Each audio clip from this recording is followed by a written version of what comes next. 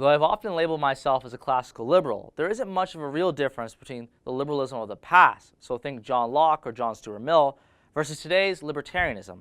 I think the main difference between classical liberals and libertarians can be found within an individual's temperament.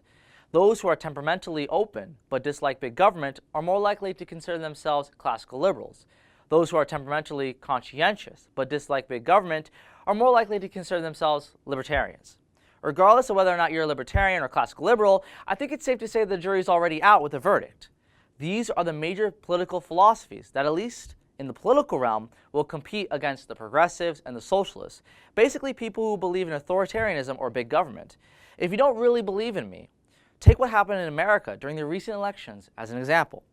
In ballot boxes across America, while people were still voting for Trump and Clinton, California, Maine, Massachusetts, and Nevada had ballot initiatives to legalize recreational marijuana, and they all passed. That same year, Florida, North Dakota, Montana, and Arkansas had ballot initiatives legalizing marijuana for medical purposes. Keep in mind that this all occurred while Trump got elected, which leads me to believe that the country, at least on social and domestic issues, lean more libertarian and not necessarily conservative.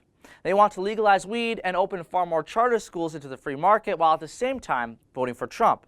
There's other signs that America is becoming more libertarian. For example, according to Gallup polling data, the approval rating for the Iraq and Afghanistan wars have gone down. Meanwhile, the desire for strict gun restriction laws have gone down as well. Americans want less intervention and more guns. Now, there's good reason to believe that if Bernie Sanders had won the Democratic primaries, he could have beaten Trump.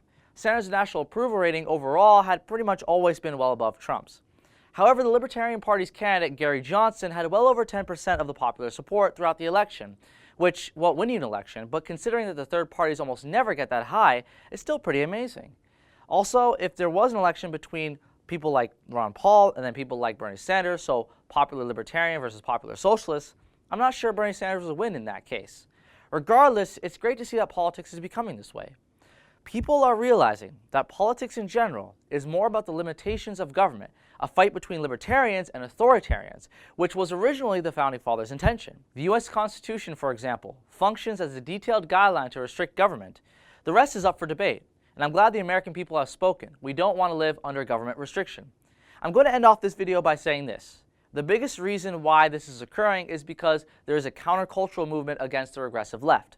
I, like Paul Joseph Watson from InfoWars, call it cultural libertarianism. Cultural libertarianism is the new countercultural movement. We're the meme culture, the YouTube skeptics, the populists, and the rebels. We believe in legalizing weed while also objecting to political correctness. We don't want to legislate religious texts, but also we don't want to legislate the dogmatic insanity found in leftist movements. So think feminism, Black Lives Matter, fat body positivity, and countless genders. While on the political and economic sphere there's always room to improve, on the cultural front, cultural libertarians are winning the war on culture. That victory on the cultural front travels to the political and economic realms where we will see libertarian values implemented. I'm Jay Feza from Rebel.media. If you like the fact that libertarians or classical liberals are winning, like and subscribe to the Rebel.media.